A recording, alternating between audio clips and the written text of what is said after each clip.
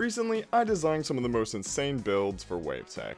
Decorations for the sheep farm, the fish farm storage, the netherwort farm, the iron farm, and most recently the basalt farm, just to include a few of them.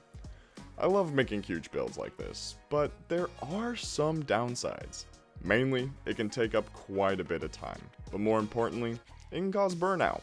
Fortunately, I recently had a week-long break when I was visiting family across the country, and in that time I thought about writer's block. Or builder's block. It's Minecraft, so block? That's when I had a fantastic idea. See, outside of Minecraft, I'm a design student, and there are tools we use to generate color palettes. Like coolers. At the press of a button, it will generate a nice palette for me to use. Speaking of coolers, this video is sponsored by— no, I'm kidding, I still don't get paid.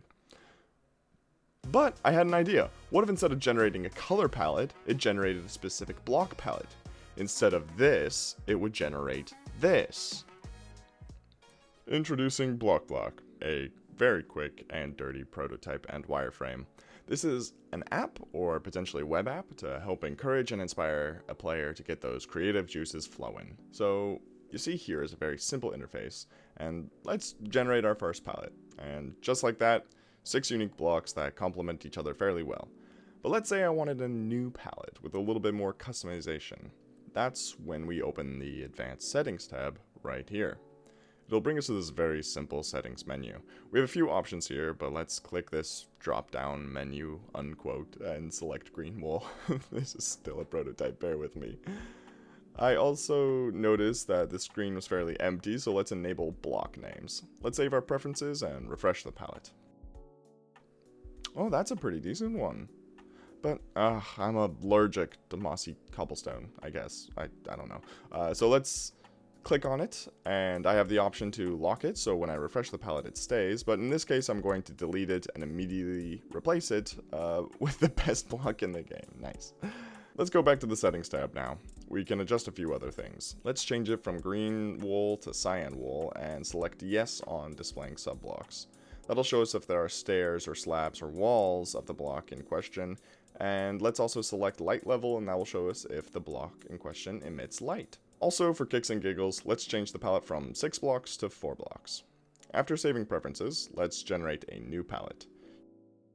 You can see that since quartz blocks and spruce planks have stairs and slab variants, those icons turn green, whereas wool and quartz bricks do not. Also, none of these blocks emit light, so none of those icons turn green. Hopefully then this palette would inspire us to copy it and go into the game and build to our heart's content. But that, ladies and gents, is where Block is currently. I would love feedback.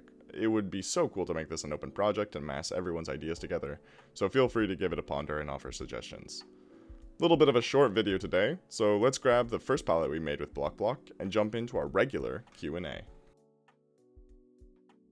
Today's first question is from Slap the Duck, asking what is my favorite Minecraft block?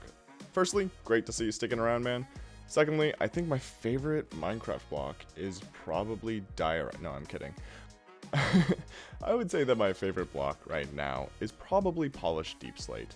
It's pretty much the equivalent of a netherite block, except for not a netherite block.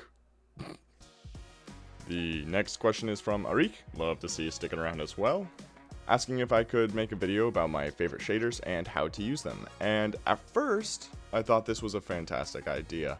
And then I pondered it a little bit more, and I realized when we updated to 1.18.2, the only shader pack I found worthwhile to update as well was BSL. It is the only shader pack that I really use, and I realized that everything else, like, there's pros and cons to almost all of them, but me personally, I use BSL religiously, so it might be a good idea if you are curious about shaders to look it up a little bit, do a little bit of research. There's something for everybody.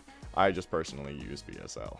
Lastly, I am well aware that this video was a little bit unorthodox and a little bit short.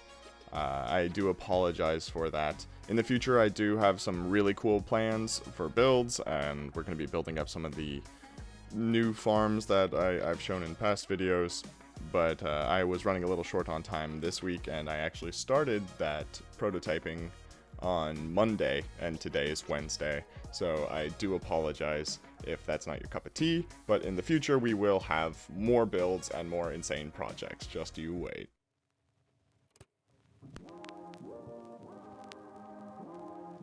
It's that time again. Take it easy, everyone.